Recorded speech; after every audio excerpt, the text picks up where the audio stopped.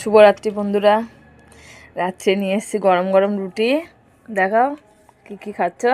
এই যে খেজুরের গুড় দিয়ে দুধ। হ্যাঁ দেখো, আমার ঘরের লাইটটা অতটাই হচ্ছে না, অন্ধকার হচ্ছে, লাইটটা কেটে গরম গেছে। গরম রুটি, নরম নরম রুটি। এক্ষুনি করলাম রুটি।